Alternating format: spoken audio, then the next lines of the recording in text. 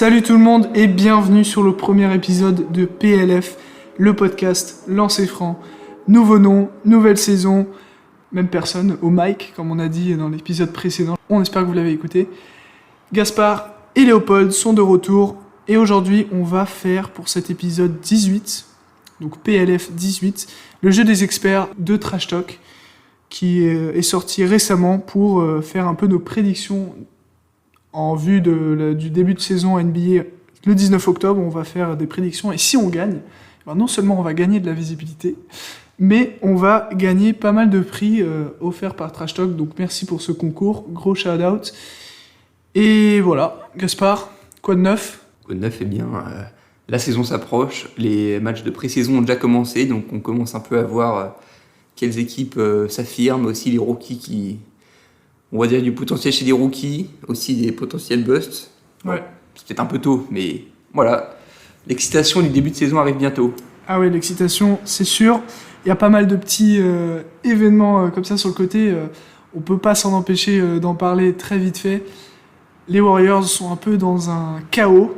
Un marasme. Un marasme, je connaissais pas ce mot, mais voilà.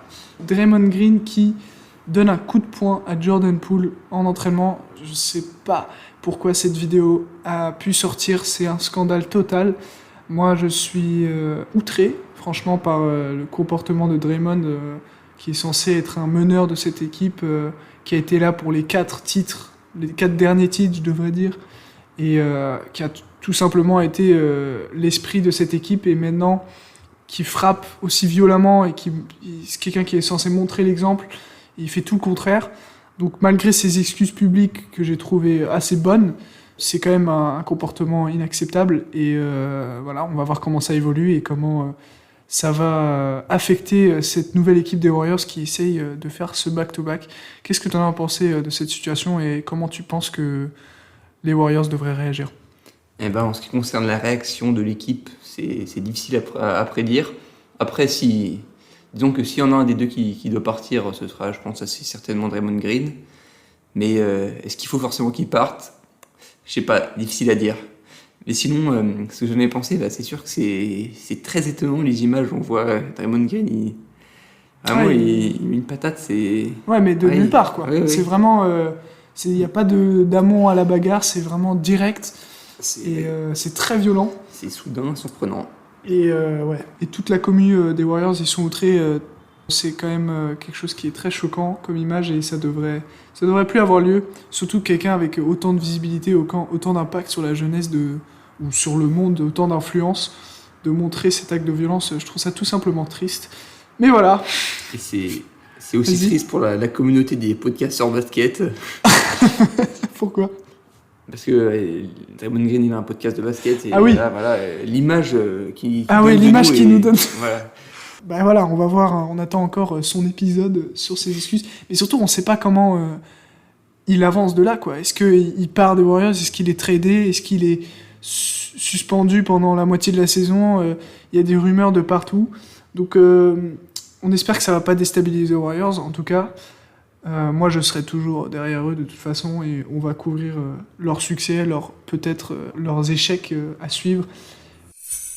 On peut quand même parler de la franchise des Metropolitan Mets, du coup les Hauts-de-Seine, avec notamment Victor Wembanyama qui sont venus jouer, qui sont venus faire des matchs d'exhibition contre G-League Ignite à Las Vegas et petite mention spéciale à Steve Oyufat qui a fait rire la toile. C'était tout. Je voulais juste parler de Steve Oyufat. C'est qui ? J'ai pas compris. T'as pas entendu parler de Steve Oyufat ? C'est juste un... Tu veux dire encore une fois son prénom, s'il te plaît ? Oyufat.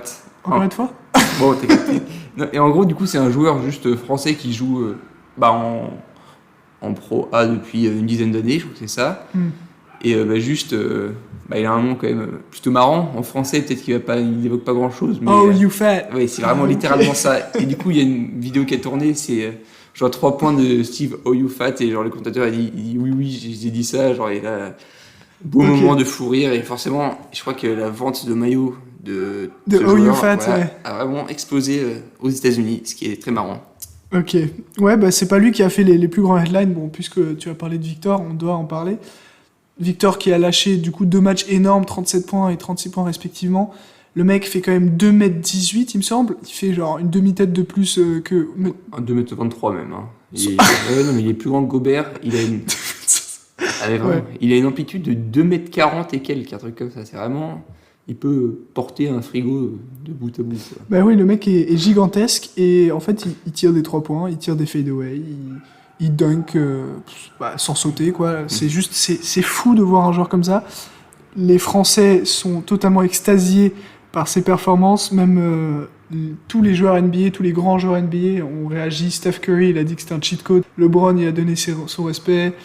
Même Ross, CP3. Donc voilà, la saison prochaine, Victor en NBA, ça c'est sûr. Voyons voir où il atterrit et comment ça évolue. Ça promet pour la course au tanking. Ouais, c'est ça. On va en parler d'ailleurs du tanking. Bon, on commence enfin. C'est parti. Donc ce jeu des experts, pour vous expliquer un peu le concept, c'est 13 questions et on doit répondre juste à chaque question pour avoir tout simplement le prix. Donc on va commencer par la première question, qui est la question la plus importante en NBA chaque saison, le titre de MVP. Qui le gagne? Luka Doncic. Luka Doncic? Bah écoute, c'est mon pick à moi aussi. Tu veux commencer? Expliquer pourquoi? Eh bah, tout simplement, je pense que Luka Doncic... C'est vraiment un joueur qui est toujours là dans la course au MVP. Quoi. Depuis quelques années. Ouais, ça, depuis quelques années.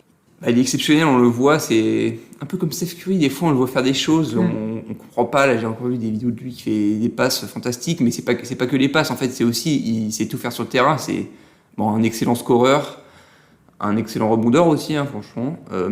On l'a vu aussi en Euroleague cet été, malgré une élimination prématurée, il a su s'adapter aux exigences de compétition européenne et il a été excellent.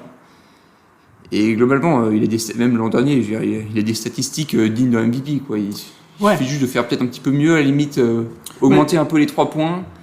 Ouais, non, je pense qu'au niveau de 3 points, il tire assez en vrai. Ouais, peut-être. Je pense qu'il doit tirer vraiment 8 à 10 3 points par match. Là, je veux dire peut-être un pourcentage. En pourcentage, ouais. Ouais, non, mais tu parles d'Eurobasket, il a fait une campagne très intéressante quand même en Eurobasket qui a été... mise à terme par quelle équipe encore? J'ai oublié. Par la Pologne. Par la Pologne, voilà, c'est ça. C'était un match étonnant. Mais Luka, là, il a plus faim que jamais. Il y a une nouvelle équipe des Mavs. Il n'y a plus Jalen Brunson. Il va encore avoir plus la balle en main. Là, c'est son année. Pour moi, c'est sa breakout year, malgré ses breakout years d'avant où il était à 27 points. Mais là, je suis d'accord avec toi. Luka Doncic, MVP. Donc voilà, c'est trop simple. On valide Luka Doncic MVP. Passons à la prochaine question brûlante de chaque année. Rookie of the Year. Et cette année, on a une draft class qui est quand même chambée. Benedict Mathurin, le frérot qui est meilleur que LeBron. Jabari Smith Jr., le dinosaure des Rockets. Paolo Banchero, le mec qui est banquier. Qui est banquier déjà, qui est italien, mais qui est aussi un gros trash talker qui s'est pris pas mal de backlash des gens Murray et des réseaux sociaux. Donc le mec, il est bien établi quand même dans son ego. Et enfin, pour moi, le Rookie of the Year, c'est Keegan Murray. Le petit quatrième pick. Des Indiana Pacers. Des Kings. Ah, suis-je bête, pardon. Oui, des Kings, des Sacramento Kings, qui a gagné MVP de la Summer League. 23 points, 7 rebonds, 2 assists, 1.3 steals, 40% à 3 points. Voilà, moi je dis, c'est un petit power forward hyper puissant. Il a beaucoup de place pour exprimer son talent aux Kings cette année. Et moi je le vois gagner ce titre. Tout à fait, c'est sûr que... En l'absence de Chet Holmgren qui est blessé. Effectivement, Chet Holmgren, je pense moi aussi, ça aurait pu être mon pick. Et pour revenir sur Keegan Murray, le gars il a déjà, je crois, 3-4 ans d'expérience en collège, donc il est vraiment plus vieux que les autres. Et peut-être pas forcément cette réputation d'énorme crack, mais au moins il a l'avantage d'être vraiment déjà NBA ready. Il est prêt à être lancé dans la grande ligue, ça a été un succès en Summer League. Et on va espérer que ça se passe bien. Et effectivement, c'est pas un choix ridicule. Moi, Merci. Ouais, c'est pas naze.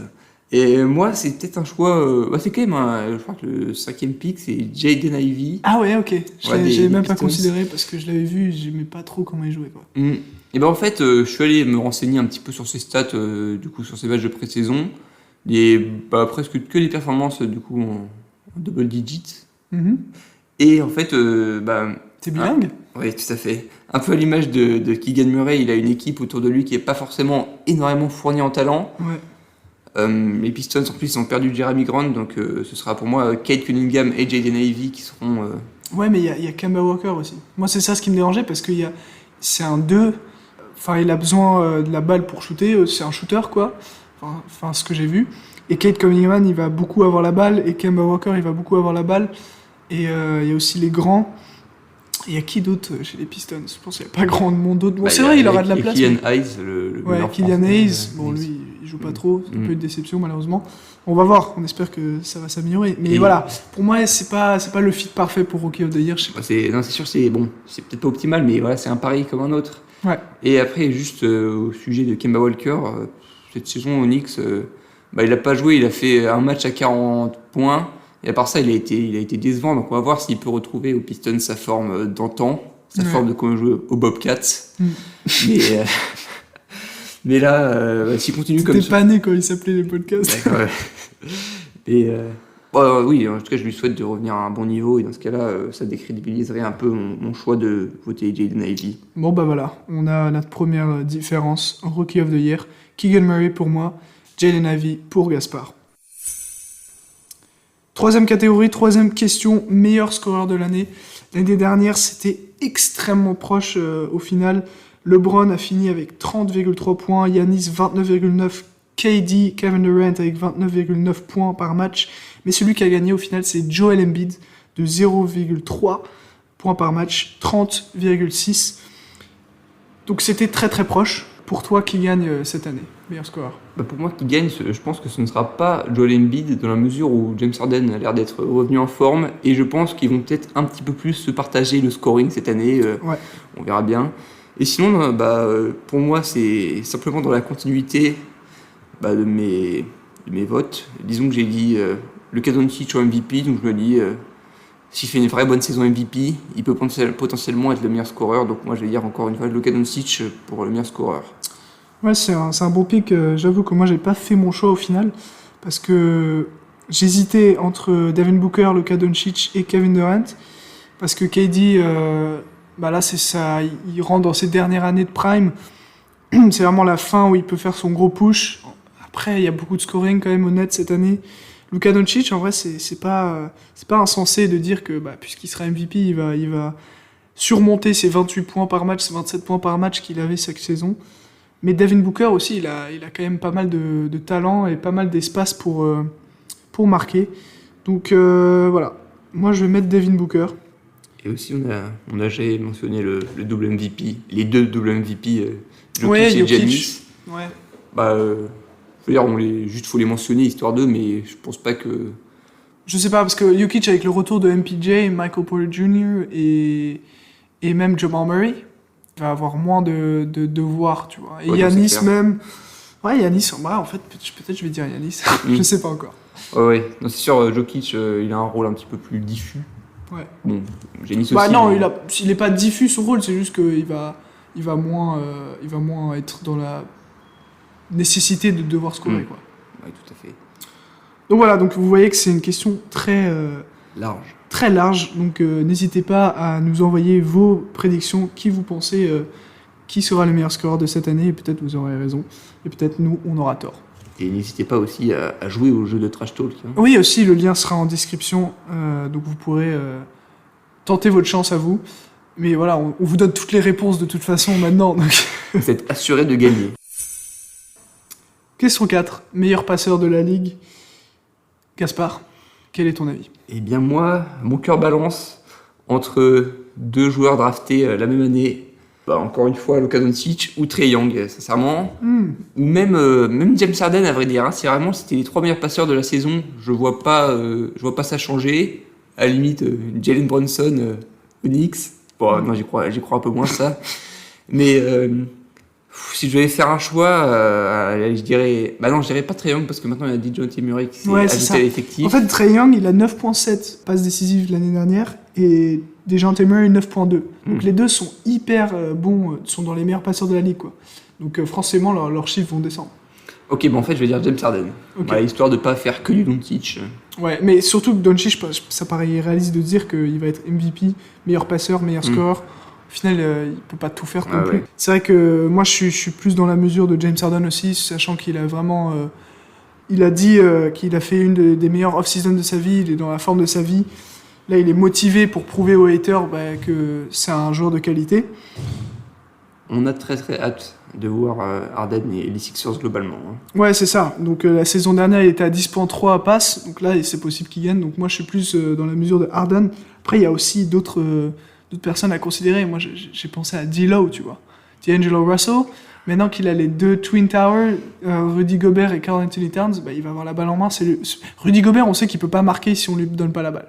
Donc, peut-être D'Angelo Russell, tu vois. Qu'est-ce que t'en penses? Ah non, mais tout à fait. Ça n'était même pas venu à l'idée, mais sincèrement, ouais, ça me semble être un pari tout à fait. Ouais, c'est honnête. Voilà, donc soit James Harden, soit D'Lo en vrai. Mais en soi, il y a beaucoup de passeurs aussi.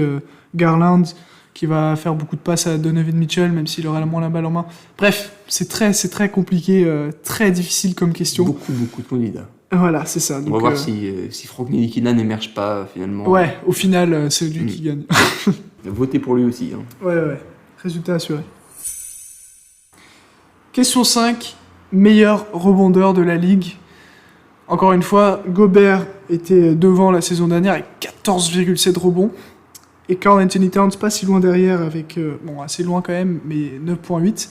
Et maintenant, ils sont tous les deux dans la même équipe, donc pour moi, c'est aucun des deux qui sera meilleur rebondeur, tout simplement parce que leurs chiffres vont descendre puisqu'ils sont tous les deux là. Du coup, ça nous mène où?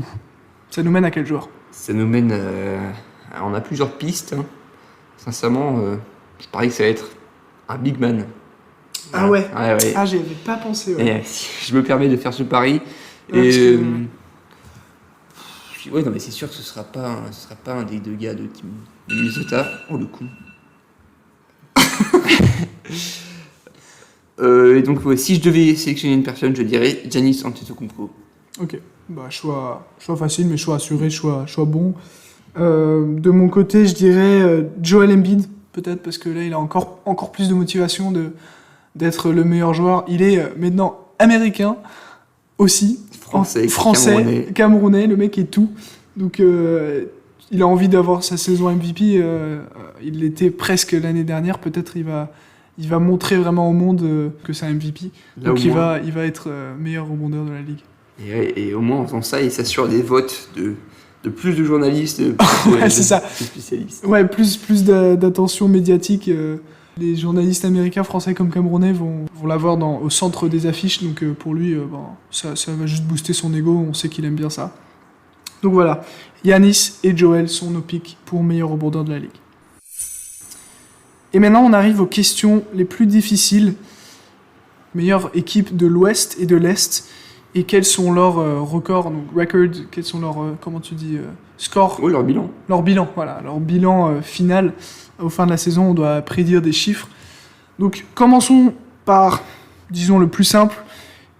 Quelles vont être les meilleures équipes de l'Est et de l'Ouest, les number one seeds? Eh bien, on en a un petit peu parlé de cette équipe, de cette super off-season. Donc moi, je vais dire les Philadelphia 76ers. Ok. Et à l'Ouest? Et à l'Ouest, je vais dire...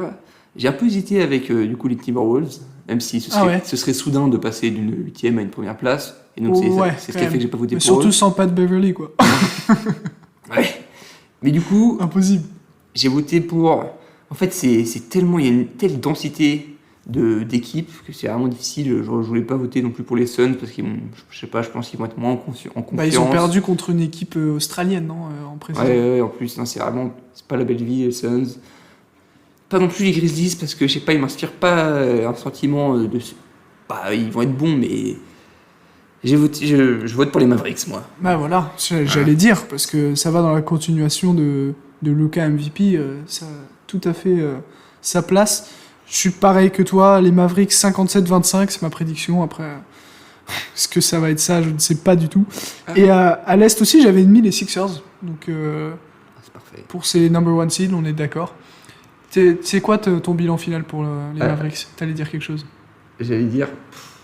je revois ce que j'ai mis 63-19, mais je pense que j'ai un peu baissé. Peut-être 63-19. Je pense que je vais faire non, plutôt 60-22.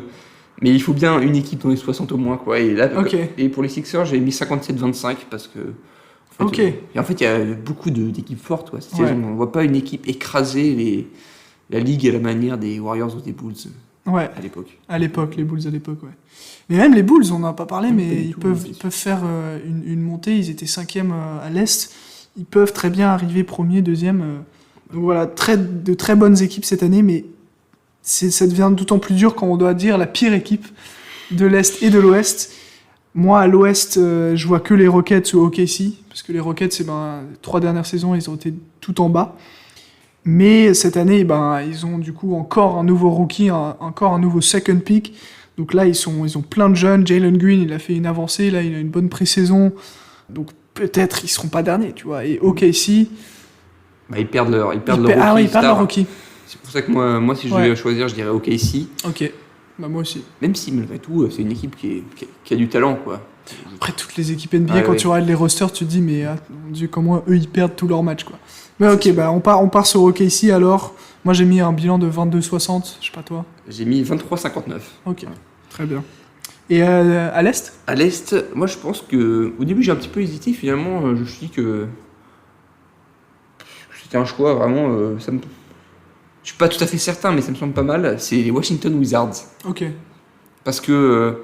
Ils sont pas spécialement renforcés, ils ont donné Quand même, Porzingis, Bradley Beal, ils ont jamais joué ensemble encore. Oui, mais Porzingis, il est naze. Waouh. C'est pareil, hein, excusez-moi, je m'excuse auprès de tous nos auditeurs venant de Lettonie. Et non, mais c'est vrai que ils ont beau avoir Porzingis, on n'a rien vu de beau chez Wizards depuis quelques temps. Ouais, mais ils ont un nouveau joueur aussi. Ils ont 2 nouveaux joueurs. Putain, ils ont Marcus Morris, qu'ils ont chopé des Nuggets. Nul au Knicks aussi. Non, mais il était pas au Knicks. Si, mais non, mais il a joué au Knicks. Oui. Pendant tu sais que toi, tu remets tout au Knicks et du coup, t'as la haine, genre. Non, tout à fait. Non, mais c'est vrai que. Non, mais ils ont des nouveaux atouts. Ils ont un autre shooter. Son nom m'échappe, mais Bradley Beal qui a signé, du coup, on vous l'a dit, le 2e plus grand contrat de l'histoire de la NBA avec 251 millions sur 5 ans, il me semble. Donc on espère que lui, il va deliver un peu, il va montrer. Honnêtement, moi je vois pas les Wizards en dessous de la ligue. En fait, ça se trouve, ils vont peut-être pouvoir même aller en play-in. Hein. Ouais, ils étaient 9e, bien d'ailleurs. Ouais, mais je sais pas, de toute façon, avis pourri, mais juste je les aime pas trop cette équipe. Je sais pas. En fait, ils m'inspirent pas grand-chose. Ouais. C'est un petit peu triste. Je sais pas, Washington Wizards, c'est pas fou comme nom aussi. Non, mais c'est aussi le Bradley Beal, le fait qu'ils aient pris un contrat de malade, alors que. Je sais pas, je pense qu'il y a mieux à faire avec cette équipe. He's feeding his family. Ouais, c'est sûr. Non, mais je rigole, mais c'est bien sûr que c'est un take. C'est un take d'un mec qui a jamais connu la galère, mais c'est vrai que c'est un contrat qui est quand même absurde si tu veux gagner, mais bon. Donc toi tu dis les Wizards, moi de mon côté tu vois je vois les Pistons, je les vois un peu galérer avec le nouveau roster. Kemba Walker, comme tu disais, on n'est pas sûr de ses capacités au moment même. Les Magic peut-être, mais ils ont Franz Wagner quand même, Paolo Banchero, et là ils sont motivés, peut-être ils vont faire un truc. Markel Fultz qui est maintenant meilleur. Pacers, je sais pas, les Pacers aussi. Tyrese Haliburton. Buddy Hield aussi, hein. Ouais, mais Buddy Hield, genre, c'est pas lui qui va se faire changer l'équipe. Mais il reste encore Miles Turner, ils ont malgré tout quand même des bons talents, quoi. Ouais, c'est ça. Donc c'est compliqué. Même les Hornets, parce qu'ils ont perdu Miles Bridges, faut pas oublier ça. Ah oui, d'ailleurs, il devient quoi, lui, Miles Bridges ? J'espère qu'il est en prison. Ce serait mérité. Ouais, fortement. Ouais, on n'entend plus trop parler de lui, puisque Draymond a repris le devant de la scène. Mais, donc voilà. Donc je peux pas faire de choix final sur cette équipe à l'Est qui sera la pire. En tout cas, je vais mettre 20-60. Voilà. Okay, ouais. Ah non, ça fait 80 matchs. Je vais mettre 20-62. 20-62 à l'Est. C'est bien, j'ai écrit noir sur blanc dans mon cahier 20-62. Ok, très bien. On est quand même d'accord, on est quand même en ligne sur ça. Donc voilà, ça fait nos réponses au jeu des experts de Trash Talk. On espère que ça vous aura plu pour ce premier épisode de PLF. Passion, légèreté, franchise. Le slogan est à revoir peut-être. Dites-nous si vous le kiffez bien ou pas. Gaspard, c'est quoi ton slogan, toi ? PLF, pour la famille, à écouter en famille ou entre amis. Ouais, allez, super. Allez, peace. Bye. C'est pas du truc que j'ai j'avais écrit là, genre je te donne. Mais non, mais je voulais juste que tu dises PLF. Allez, ok, pardon, ouais. Ok. Bon, ouais, sympa, hein, épisode un peu léger.